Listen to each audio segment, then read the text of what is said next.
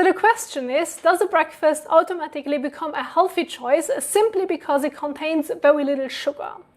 I do not think it does. And today's breakfast is probably the clearest example so far of the exact issue that can remain hidden in many everyday meals.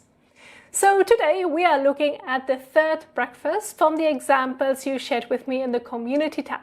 And again, I do not know whether Noel is dealing with breakouts, other skin concerns or other health issues.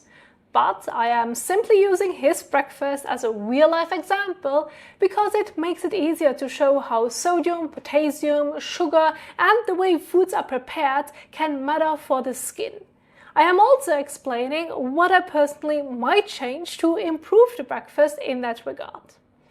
And again, just as with the others, the values are estimates, so they will not be 100% exact, but they can give us a useful general picture of what such a breakfast could contain. So this third breakfast was shared by Nahuel Rao. Noel explained that he wakes up at around 4 in the morning because he starts work at 5. He usually has 2 eggs, either scrambled or prepared as an omelette. He also eats a sandwich made with a pita or Arabic bread, 1 slice of Gouda cheese and 1 thin slice of ham.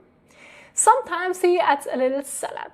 And for a drink, he has either yerba mate cocido or around 200 milliliters of a protein yogurt.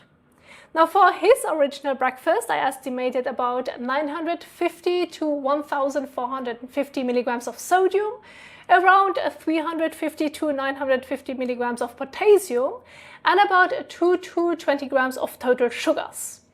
Now the values can vary a bit depending on the exact bread, cheese, ham, yogurt, and how the eggs were prepared. And if the yerba mate is unsweetened, this breakfast could contain very little sugar. And this is what makes this example so interesting. Because if we looked only at sugar, we might think this was one of the better breakfasts. But at the same time, it appears to have the highest estimated sodium of all the breakfasts shared so far. And I do not say this to attack Noel at all. This is actually a very common eating pattern. And none of these foods look especially extreme on its own. And that is exactly what can make this entire conversation around health and skin health so misleading. Because the issue is overlooked so quickly. Once several prepared foods that already contain larger amounts of sodium are added together, the total can become surprisingly high. The bread, cheese and ham may each seem like a small addition, but together the sodium accumulates quite quickly. And I mean, this is only breakfast. If the same pattern continues throughout the day, the sodium can become very high without the person necessarily feeling that they are eating especially salty foods.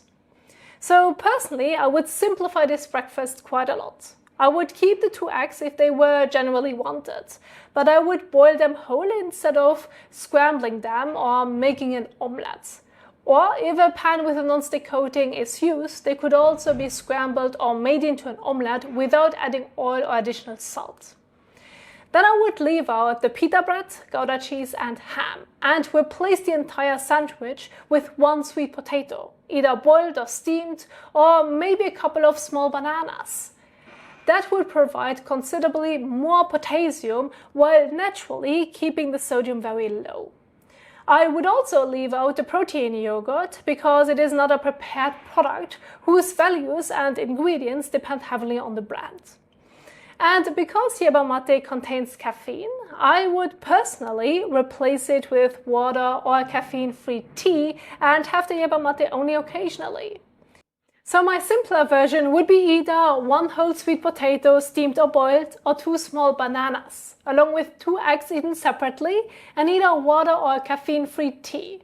For the sweet potato version, I estimated about 130 to 170 milligrams of sodium, around 650 to 900 milligrams of potassium, and about 5 to 8 grams of total sugars.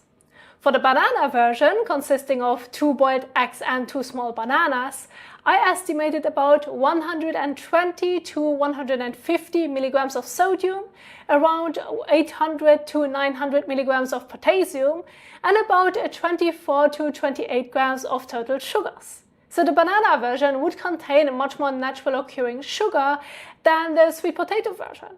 But in both cases, the sodium would fall a lot, while potassium would remain much higher than the sodium. And I think that is the main lesson here. A breakfast is not automatically better simply because it contains very little sugar. We also need to look at how much sodium has accumulated and how many prepared foods have been layered together. So Noel, I hope this gave you a helpful way to look at your breakfast. Again, this is not meant as criticism because this is an extremely common way of eating. Thank you again so much for sharing your breakfast with me and allowing me to use it as an example. And greetings to Paraguay. Thank you all so much for watching, and I will see you in the next one. Bye!